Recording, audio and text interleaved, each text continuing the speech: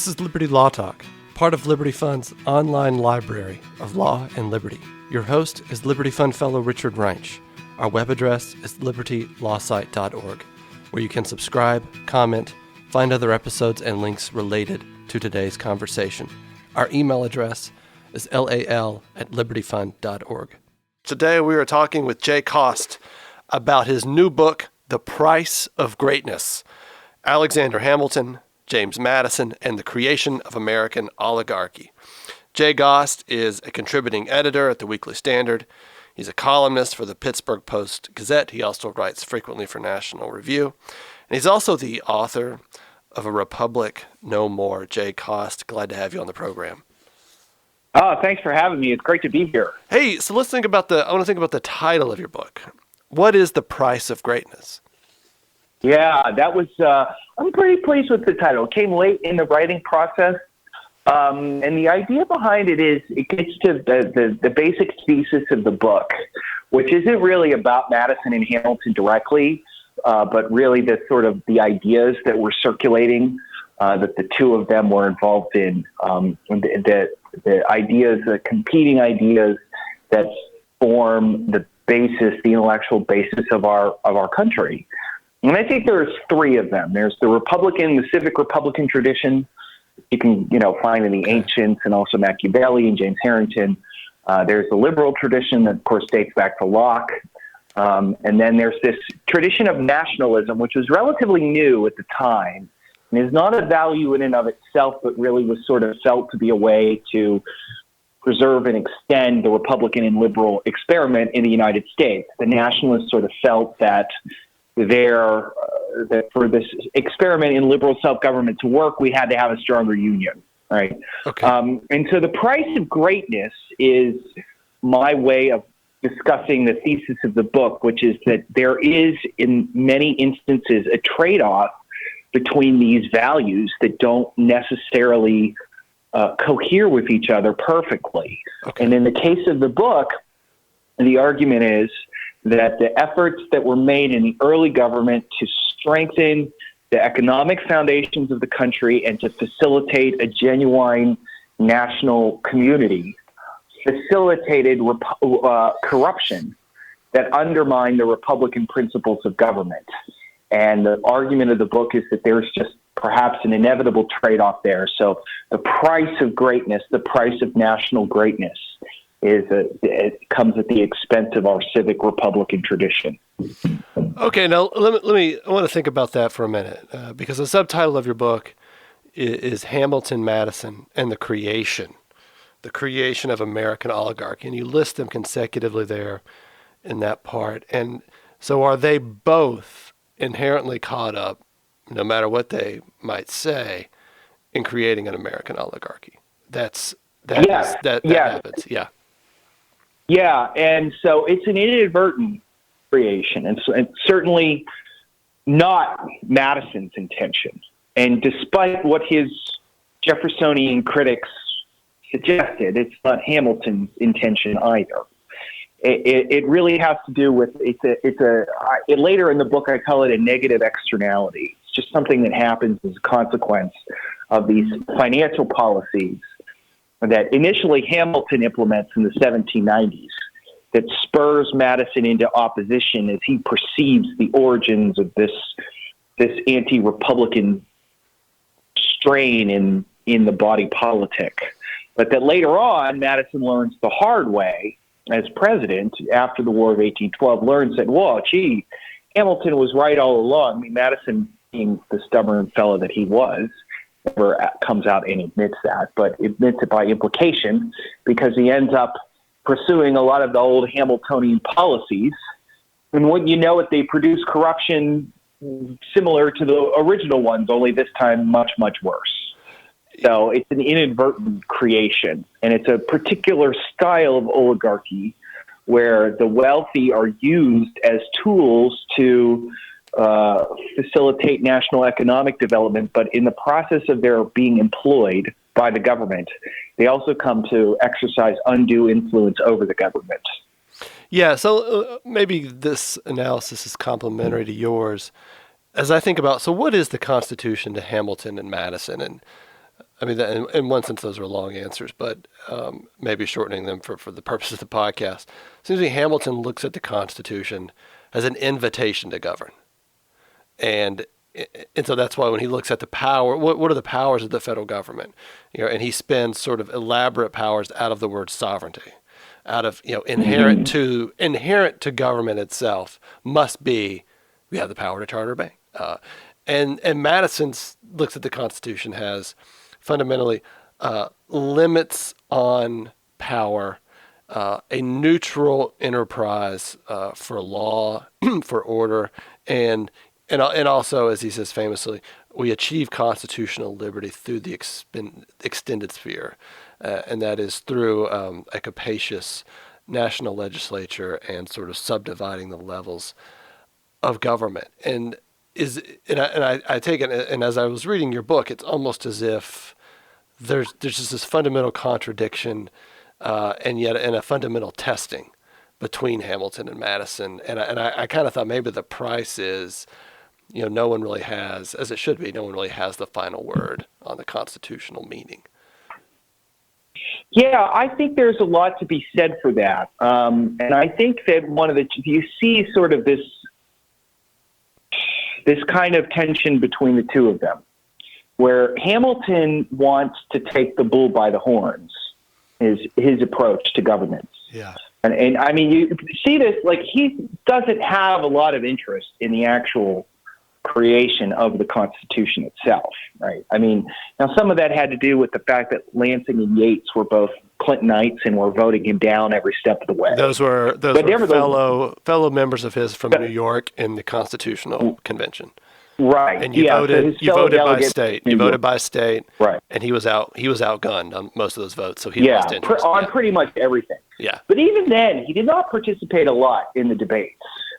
So I think there's something really to be said with this idea that he just thinks that certain powers are implicit in government, and that he didn't really have, and also unlike Madison, he did not really have innovative ideas about how to design a government. And his ideas were really just basically moving David Hume forward.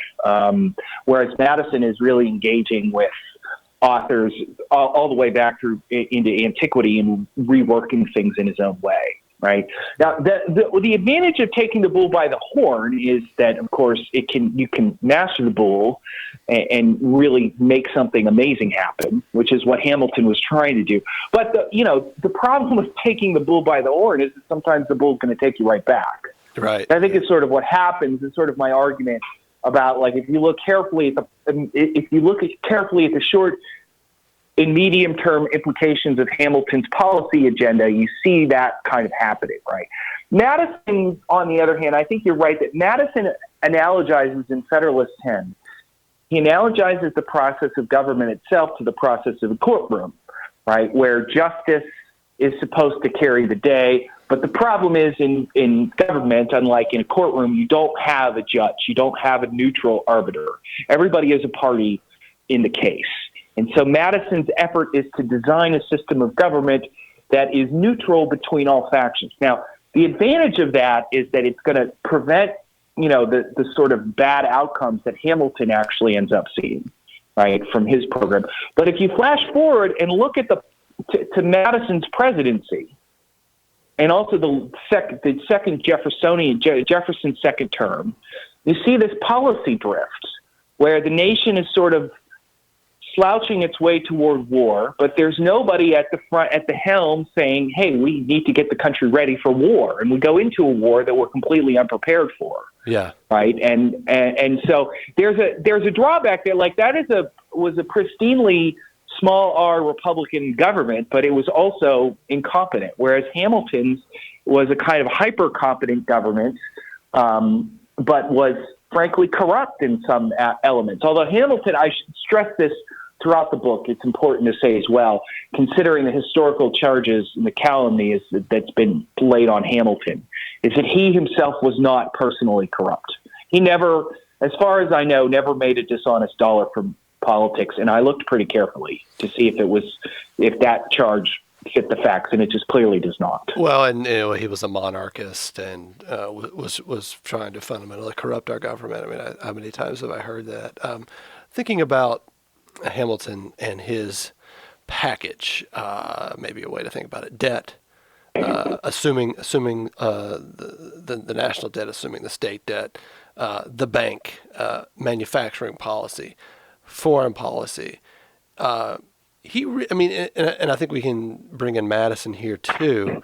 So this is sort of an extra constitutional vision that he sort of is able to, mesh and work out in some sense with the constitutional legitimacy.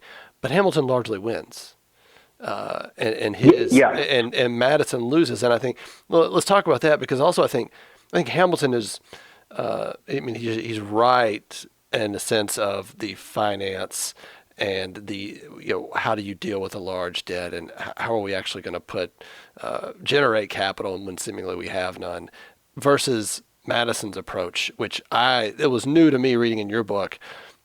Even if he didn't read Malthus, he really sounded like Malthus, which is to say, he really didn't believe in the creativity of human beings to make their circumstances better economically. We were sort of limited to the land, which invites from my perspective, and I think you would agree, invites all sorts of different ways of thinking about economics, and also the way people interact with fiscal policy, monetary policy, if you believe that. So. Yeah, no, that's true. See, he was a proto Malthusian. I mean, it just was, and in fact, you can look at, I think it's in 1801 or something. He made some. It might have been later. I think it was later in his retirement. He made some snarky comment at some point that Malthus wasn't the first one to come up with this idea, because his theories were, and I think it was just sort of embedded in the American psychology, at least particularly in the South. But yeah, so they approach it now, which is interesting because Madison has often been accused of being ignorant on matters of public finance, which is an unfair accusation against him, similar to the idea that Hamilton was a crypto monarchist. Not a fair accusation.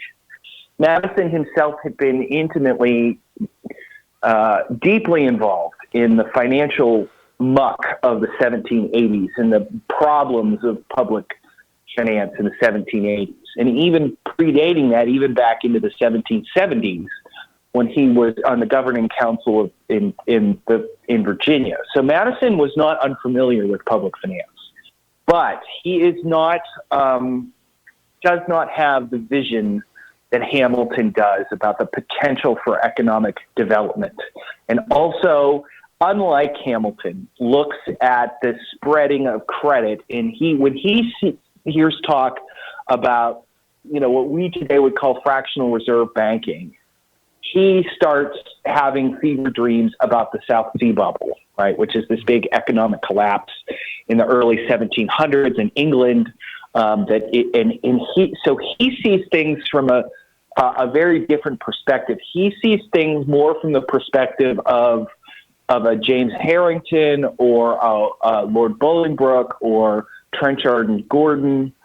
His view of things is that honest, good Republican government is anchored in independent farmers, that they would call the yeomanry, right? That these are the people who have the virtue necessary to study and understand politics from a position of dispassion, and also they are self-sufficient. So when he hears talk about debt, for a Madison and also for a Jefferson, and talk about debt is going to make them think about the corruption of Parliament that Bolingbroke had talked about, that, if you're in debt, then you don't own your own. You're not, you belong to somebody else, and you're not an independent, dispassionate voice, which is, of course, ironic because Jefferson and Madison's agricultural operations end up falling apart because of a debt overhang. But, yes.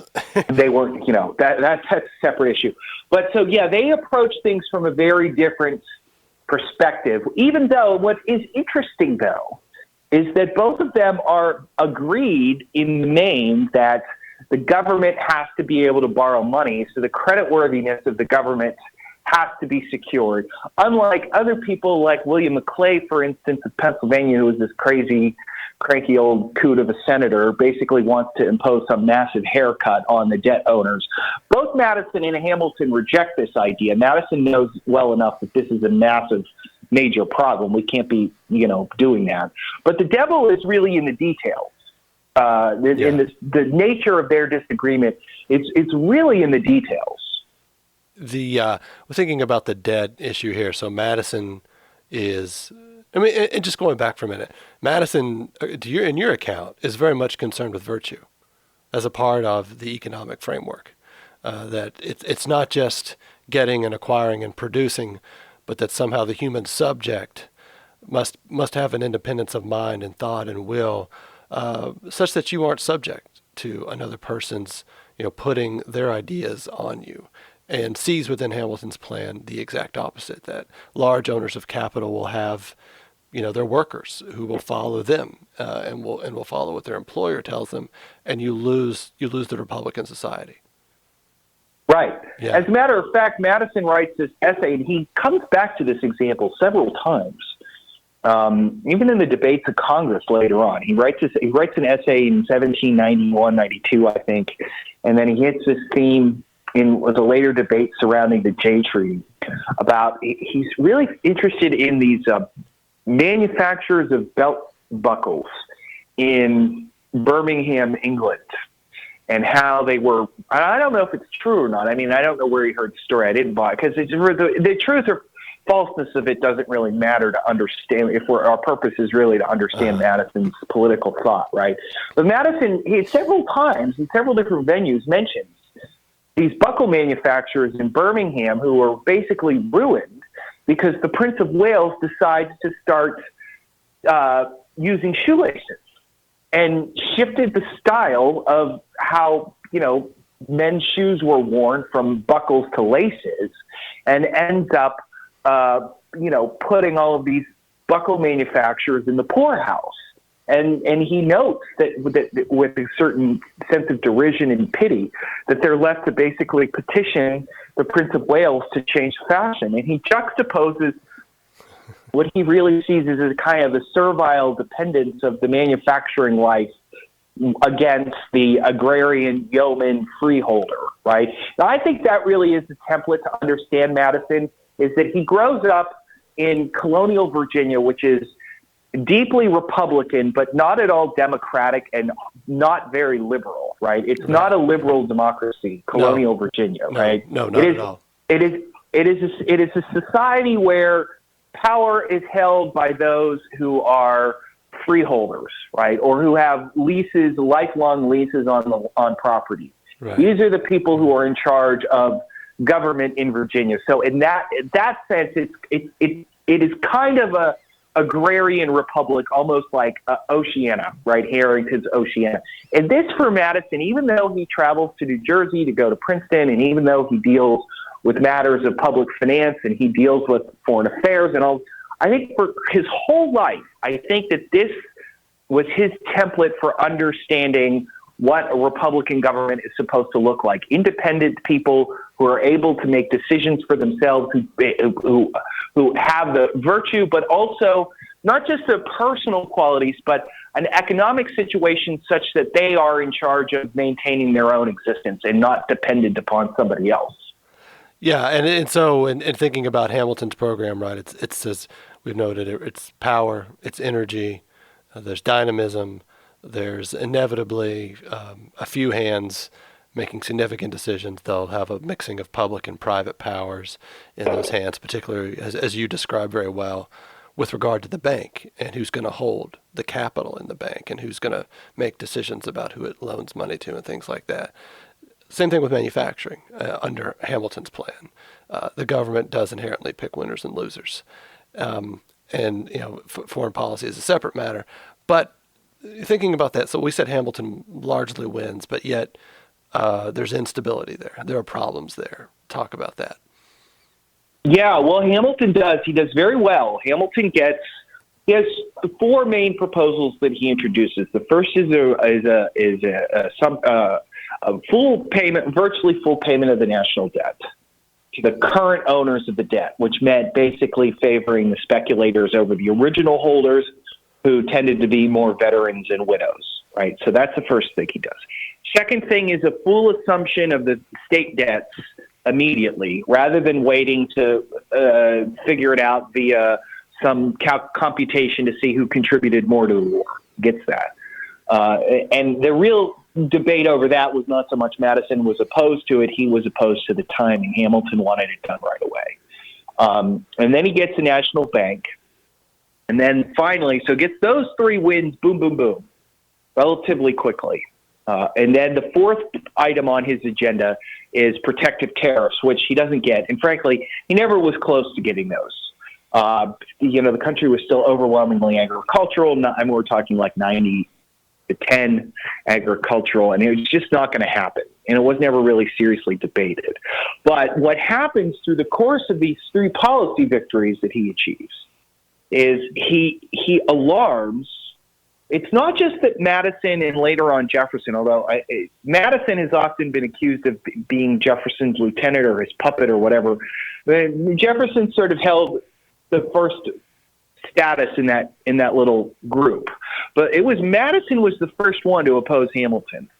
And Jefferson wasn't even in town, really, when this started. He wasn't in New York. So Madison and Jefferson and others, like Benjamin Rush even, who had been a very strong Federalist, very strongly in favor of the Constitution, and others begin to perceive in the Hamiltonian agenda something that to them is deeply troubling. And we get the price of Hamilton's victories is the creation of what at the time was known as the Republican Party, and then what today is commonly called the Democratic Republican Party, which is a term that I personally don't like and don't use, but it's one that, listeners will probably know that the Democratic Republican Party was basically created as a response to Hamilton's policy victories.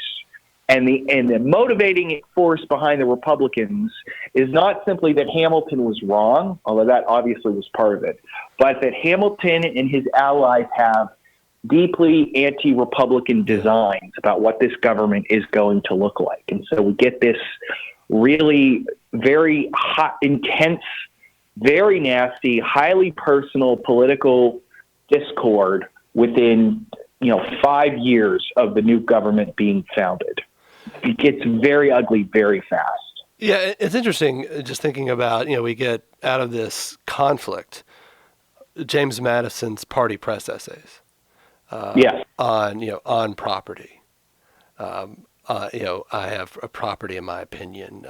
These are, sort of just fundamental essays on what he thinks is the essence of Republican government. And it's interesting to think about those essays and just consider what we previously were talking about, was sort of this role of virtue, particularly in the economy, because as I read these, this is almost like proto-autonomy. Proto self-sovereignty language in some of these essays, as opposed to, Hamilton's plan, which is sort of these webs of networks, cabals within government directing things for you. It's just sort of interesting how that all cashes out. With Hamilton's plan, though, so in your opinion, weaknesses in his system, and yet I take it from reading your book also strengths and just sort of almost necessities that came out of Hamilton's plan. Yes, there's both. I think that the strengths probably are worth mentioning first, because I think when we're evaluating Hamilton as a statesman and we're considering his contributions to the government, I think it's important to emphasize that the strengths outweigh the weaknesses. Right. Okay. That what Hamilton and the real brilliance of Hamilton, like I mentioned at the beginning of the podcast, that his political theory is really kind of rudimentary. It's not really that interesting. It's really in public policy where he has really all the hallmarks of an innovator. Right. So take, for instance, the question of funding the national debt. Hamilton not only recognizes the necessity of that for the maintenance of the government's credit rating, its ability to borrow money in the future. But he also realizes that if we promise to fund the government debt at full face value, then debt certificates will trade at face value across the whole country, which means that the government will have created, just by virtue of its promise to pay back what it was going to pay back anyway, will have created a currency where none had existed before. And that's an easy thing for us today to take for granted because we have a stable currency. But a lack of a currency, a reliable form of medium of exchange, it's something that had bedeviled America all the way back into the 1600s. It was part of the punitive nature of the mercantile system was that the colonies were never allowed to create their own monetary system. And so this had been a huge problem during the war. It had been a bigger problem during the 1780s. And Hamilton has this ingenious solution to basically just let it take care of itself, right? It's just brilliant. And similarly, the national bank. I mean, Hamilton basically invents or introduces to the United States fractional reserve banking, that if we put our tax revenues into the national bank, and we know that that bank is going to be a responsible lender, then they can lend more money than is actually in their vaults. And so we can increase capital. We can increase capital in the United States just by virtue of chartering this thing. We can create it just with the stroke of a pen. Right? Washington signs this thing into existence.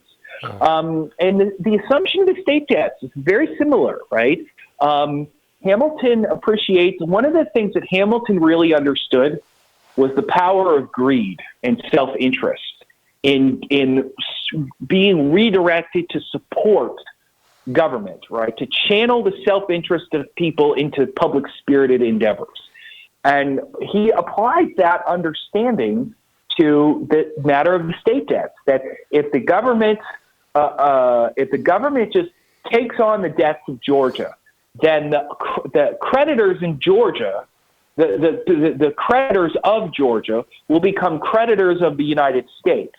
And their loyalty and interest will follow from Georgia to the United States, because it will be the United States that is paying them back and no longer Georgia. So it was a way to create a nationalism rooted in just your own desire to make a buck.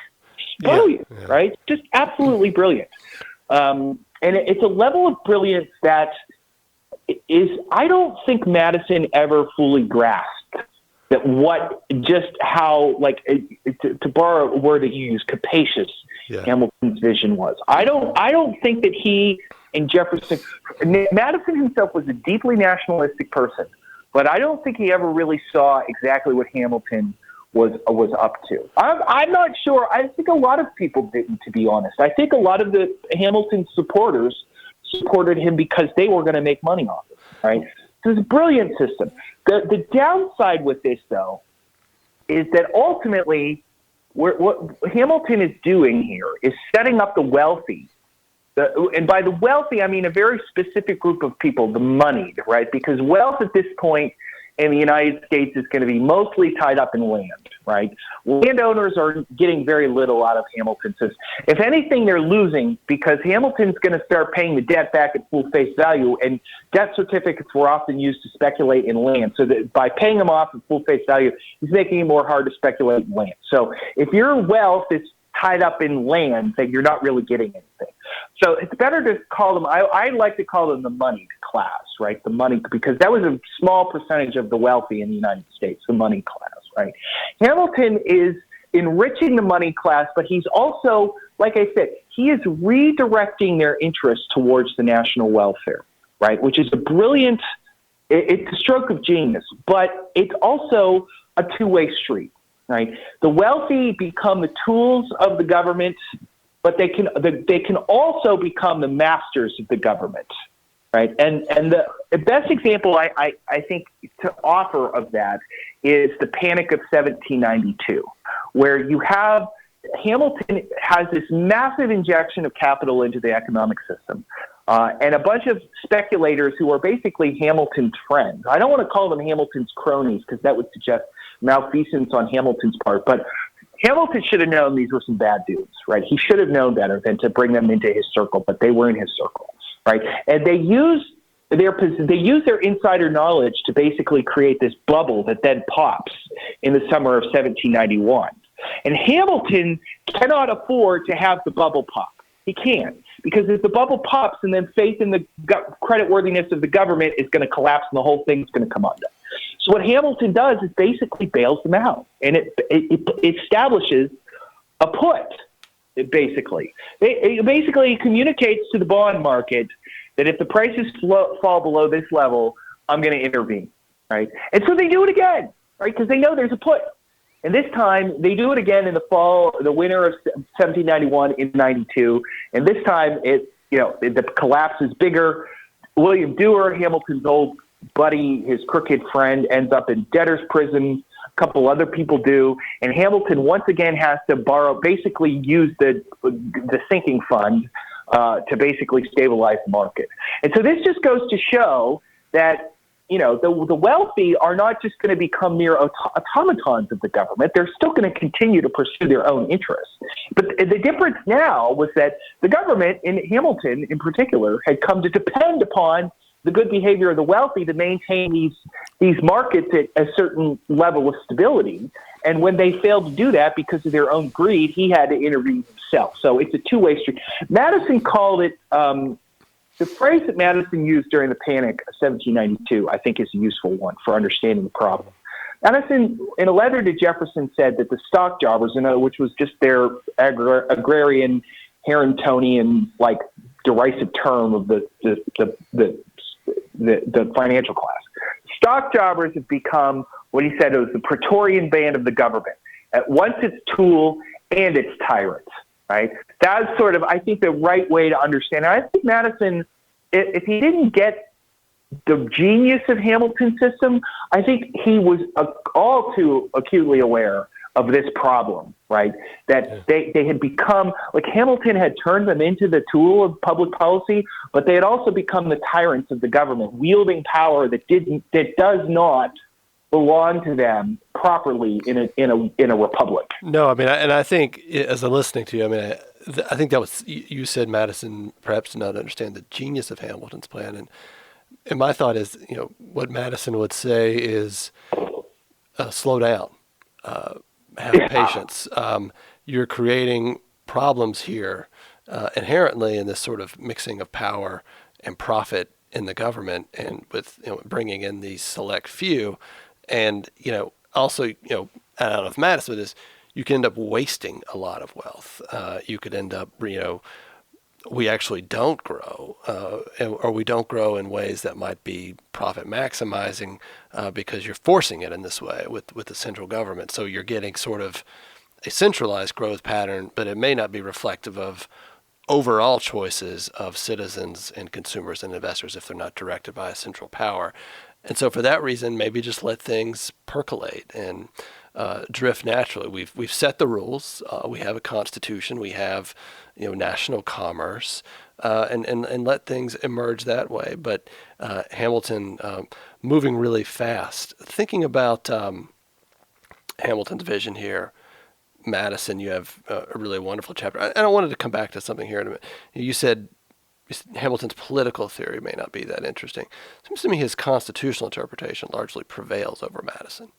Yeah. Particularly when we think about delegated power or enumerated powers versus this idea of sort of inherent powers. It seems to me Hamilton largely wins there, but it seems to me Hamilton wins constitutionally, and yet I think, particularly on the right, most of us would say, things like, well, maybe not anymore, but still a lot of us, tariffs inherently involve trade-offs that ultimately don't prove out. If we think about these plans, right? You talked about a bailout. This sort of stuff isn't really where most of us who believe in limited government want to move, and so it seems to me that's just sort of a trade-off, maybe. Yeah, and I think that it's interesting because historically, and I think a lot of this has to do with just the propaganda of the Franklin Roosevelt administration, and sort of casting Jefferson as the proto New Dealer, and Madison kind of getting rolled up into that, and Hamilton being cast into outer darkness only to be, sort of salvaged by the financial elites, right? Like, Henry Cabot Lodge Jr. Henry Cabot Lodge Sr. appreciates Hamilton because he understands business, but like Hamilton doesn't belong as, he's not, Hamilton's in outer darkness, right? But there's actually a lot, and I think conservatives, tend to have a kind of a Hamiltonian prejudice to them, I think. I meet a lot of when I talk to conservatives about my book, they'll say, oh, well, I'm a Hamiltonian, right?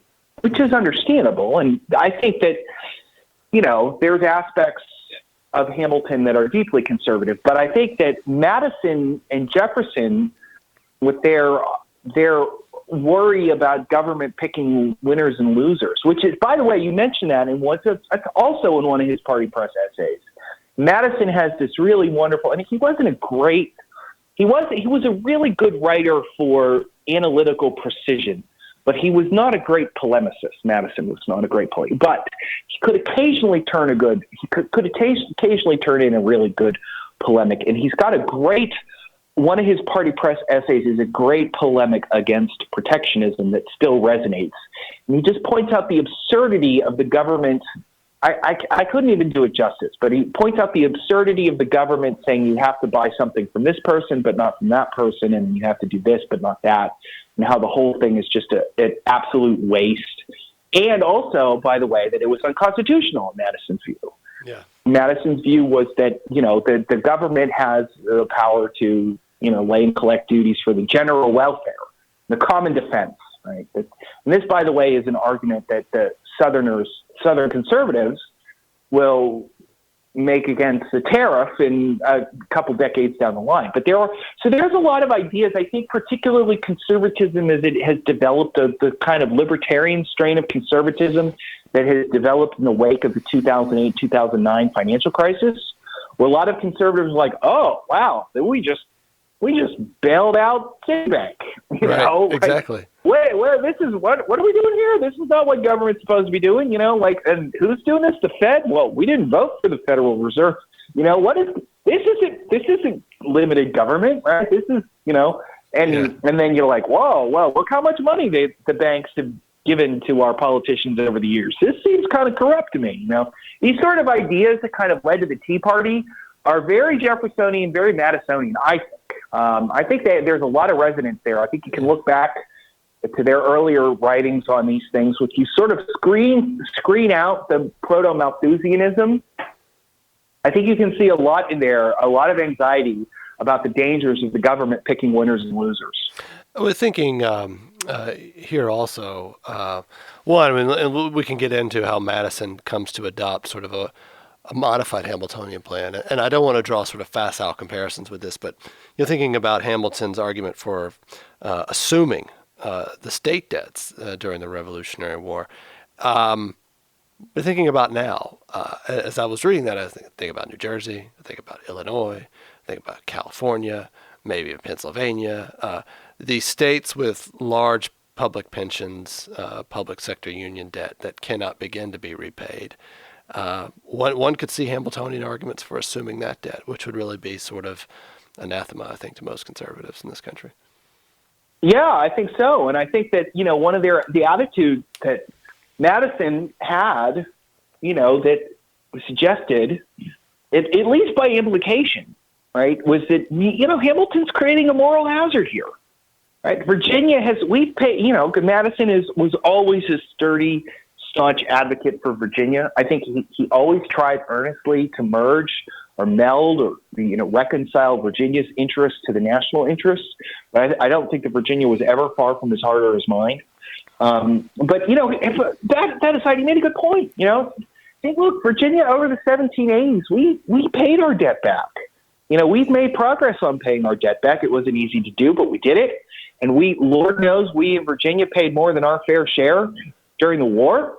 And here, South Carolina, especially, because the assumption of the state debts was primarily to benefit Massachusetts, Connecticut, and South Carolina, were the three main beneficiaries, all of which were deeply wrapped up in the commercial enterprises that tended to take a hit during the war and then suffered in the post-war economic slowdown, right? So they had other reasons that didn't have to do with Hamilton's main reason to pay back the debt, which was that Hamilton's main, and this is, I think, one of Hamilton's problems as a politician, is that he was never honest about what his real motives were a lot of times, right? Like, or at least never fully acknowledged where he was coming from, right? So, the argument in favor of assuming the national debt was on the basis, primarily of the basis of, well, we have to make everybody square after the Revolutionary War,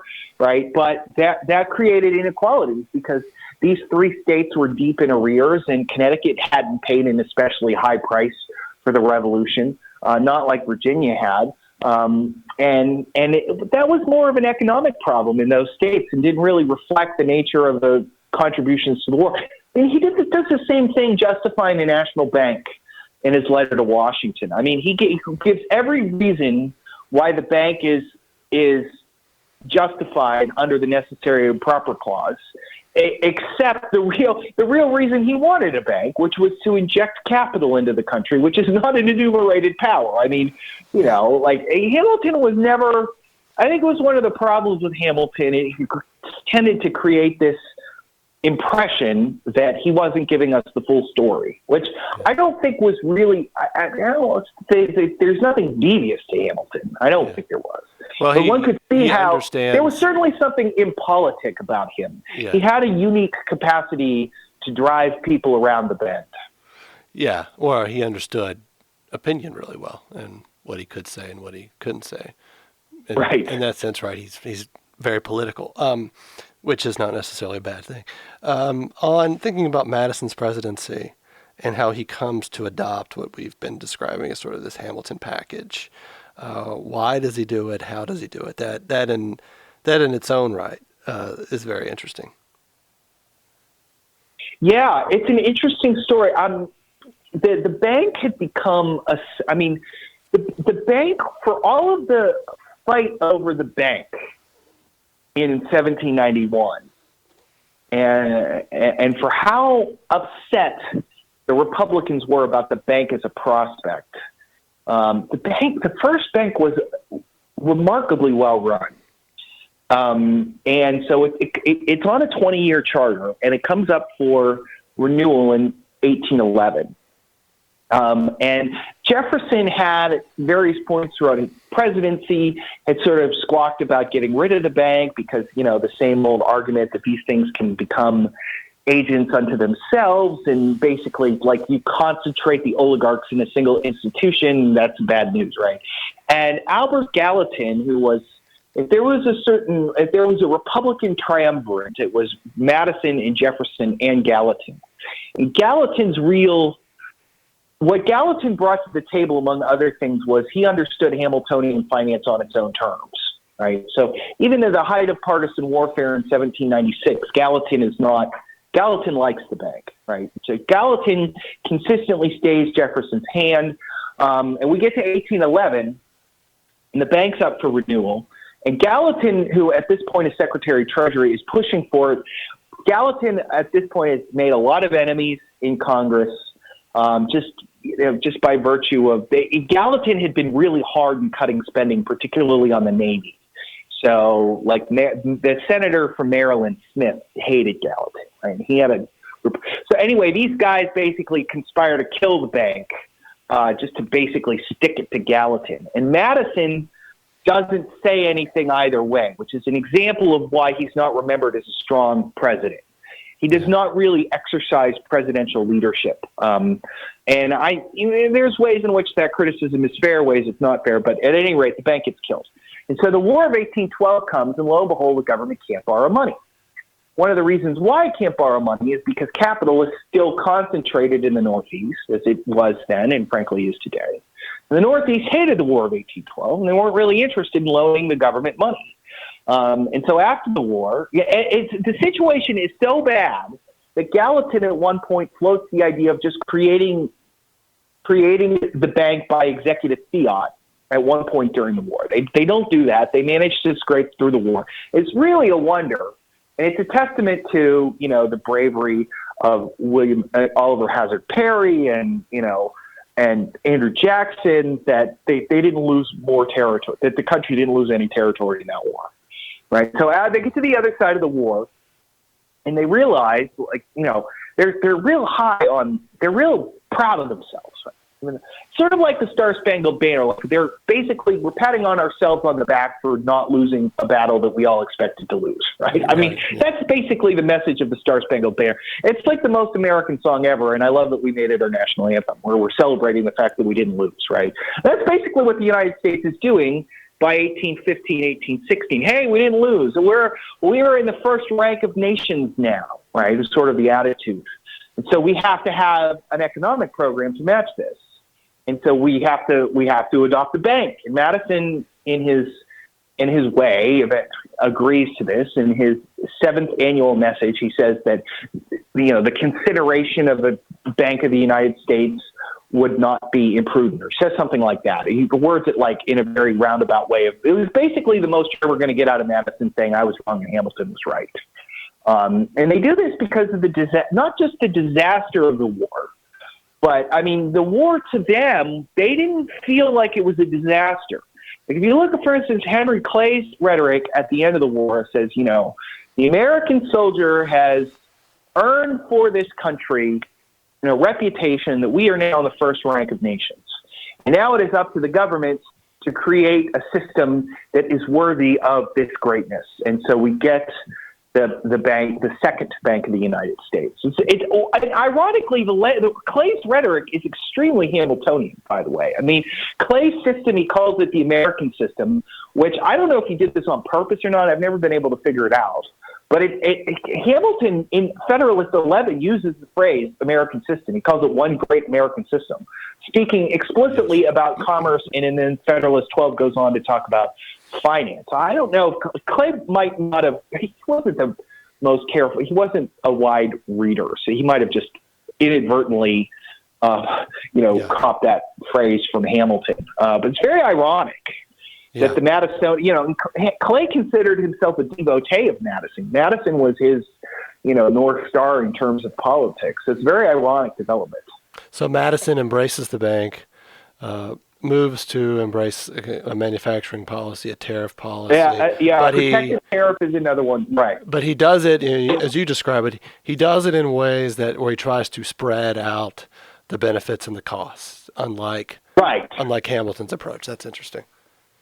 Unlike Hamilton, and the immediate political payoffs of this are really remarkable, right? And it's one of the things I noticed when I was doing the research in the book is that if Hamilton had just been willing to compromise a little bit more and just sort of spread the benefits out a little bit more, he probably could have gotten more than what he did, and gotten what he did with less of a headache, right? If he had just been willing to spread the benefits around a little bit. This is one of the things that Madison appreciates on a political level.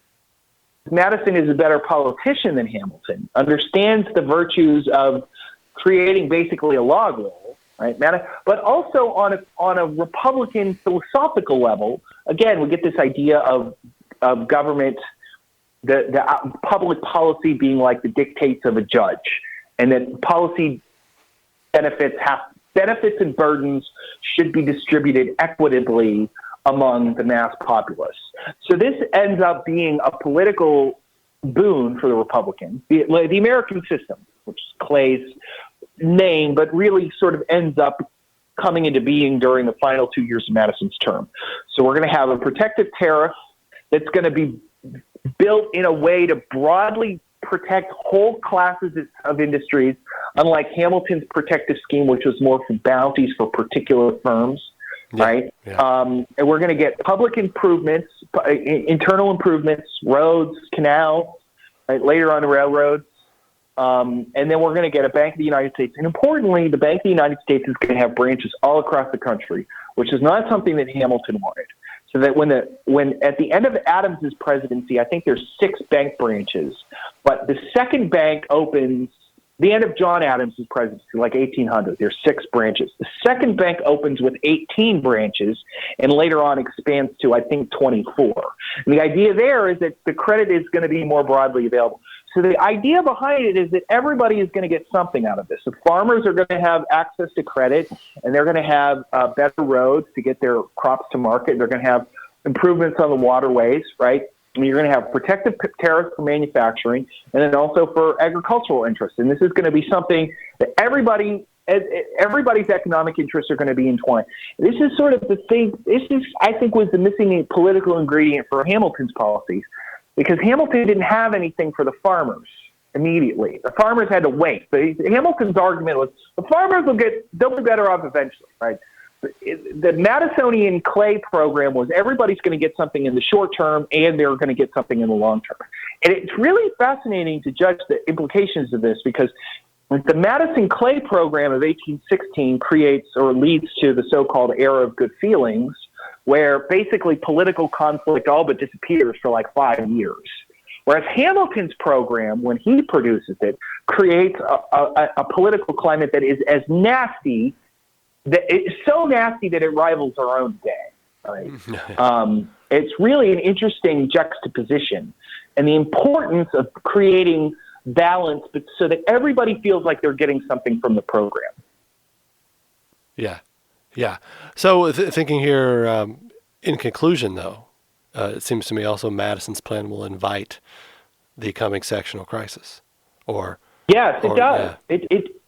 It does. It sets up this situation where it creates an alliance between the North and the West on matters of industrial and agricultural protection. Right, they become whereas their interests, right. If you juxtapose this with, say, with Federalist 10, let's take Federalist 10 to start. Right, Madison sees this whole group of different interests and factions, and the virtues of an extended republic is that they don't have anything in common with each other. So that there's going to be no way for them to unite, a majority to unite, just simply to stick it to the minority. Right? There's too much diversity in an extended republic. The only way people are going to come together is if they actually figure out what the interest of the whole country is. Right? Well, that logic does not work as well when you have something like a protective tariff that facilitates log rolling. Because a log roll by nature is a way to rope in different interests into, like, the wool manufacturers or the wool industry and the cordage industry don't really have anything in common except they both stand to get something from this tariff. Right.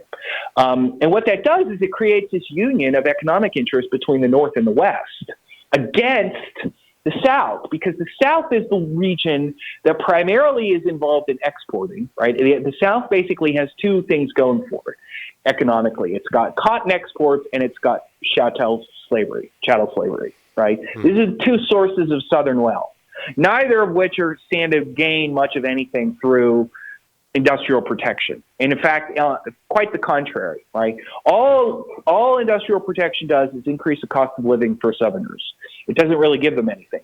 So it sets up this union of economic interests and helps integrate the North and the West, but leaves the South kind of a place unto its own, right? And so you get, and it's weird to think about it in this terms, that the South is the victim of, the corruption of a Republican government in the ancient sense is, mob rule, right? You don't really think of the Southern plantation gentry as being a sympathetic group that's being overrun by the mob, and they're not when you think about them in totality. But at least in the case of industrial protection, by the 1830s, the Southern plantation gentry could make a pretty fair argument that they were just being mistreated at the hands of the North and the West, and that the North and the West had combined through the tariff, despite the diversity, despite the logic of Federalist 10, that the tariff had created this point of continuity between the North and the West that enabled them to unite and enrich themselves basically at the expense of the South. Yes, the need for the concurrent majority thesis. Jay Cost, thank you so much for your time. We've been talking with the author of The Price of Greatness. Appreciate your time. Thank you very much. This is your host, Richard Greinch, and you have been listening to a podcast that can be found at libertylawsite.org, where you can subscribe, comment, and find other episodes and links related to today's conversation. Our email address is lal@libertyfund.org.